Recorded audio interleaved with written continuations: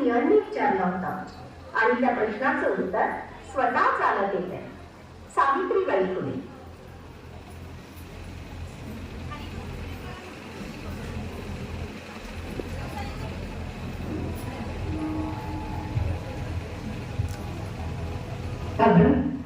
अशा रांगावर जाऊ नका माझ्या लेकीनो. मी सावित्री ज्योतिबा फुले बोलते आहे. होय, बरोबर ओळखलं तुम्ही मला. 21व्या शतकातील मी सावित्रीबाई फुले बोलत आहे. माझ्या पावलांचा आवाज आजही शाळेच्या पायऱ्यांवर घुमतो आहे.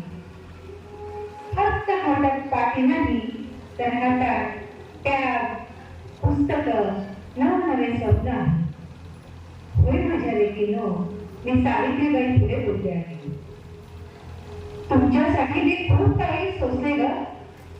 कधी चिखल, शेंगोळे, घाणेरी फुटतात माझ्यावर.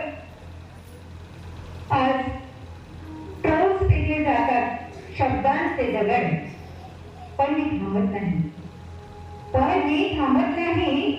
कारण प्रश्न बदलले तरी संघर्ष तोच आहे. होय माझ्या लेकीनो, मी सावित्री ज्योतिबा फुले बोलत आहे. त्यावेळी ज्योतिबांचे स्वप्न पूर्ण करण्यासाठी मी त्यांच्यासोबत उभे राहिले. हाल, अपेक्षा खूप सोसल्या. आता मात्र तुम्ही तुमचे स्वप्न लहान करू नका.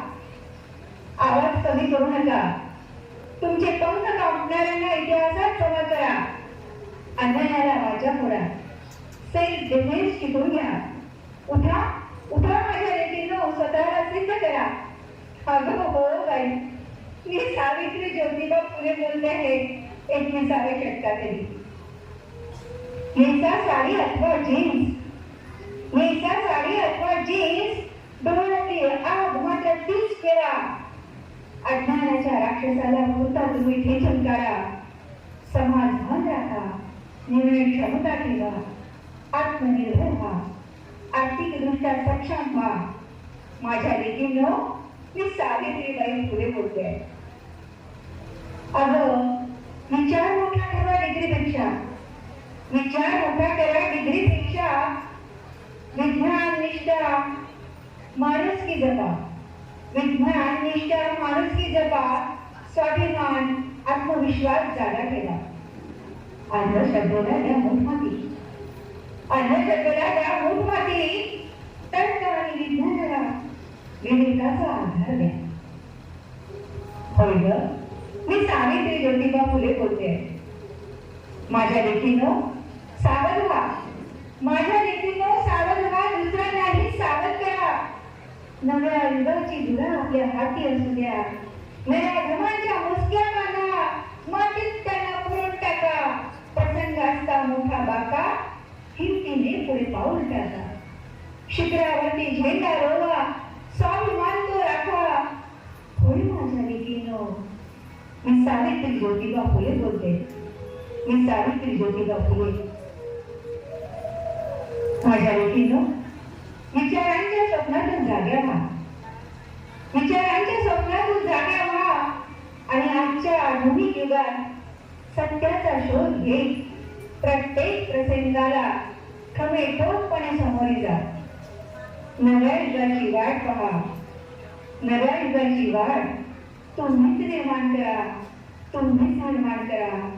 तुम्हीच निर्माण करा. होय हो बाळांनो, 21व्या शतकातील मी सावित्री ज्योतिबा फुले बोलते आहे. सावित्री ज्योतिबा फुले. ज्योतिबांच्या निधनानंतर घरात, समाजात आणि काळजात एक मोठी पोकळी निर्माण झाली होती. पण त्यांच्या स्वप्नाची ज्योत मात्र थांबली नाही. कारण त्या मार्गावर अजूनही दिवा तेजाने पेटत होता आणि तो म्हणजे सावित्रीबाई. त्यांनी ज्योतिबाची अपूर्ण कार्य पूर्ण केली आणि आम्हा साऱ्या मुलींना शिक्षणाचा नवा उजेड दिला. आणि म्हणूनच आम्ही अभिमानाने सांगतो, आम्ही सावित्रीच्या लेकी. आज जे काही झालो ते फक्त सावित्रीबाई फुले यांच्या मार्गदर्शनामुळे आणि त्यांच्या संघर्षामुळे.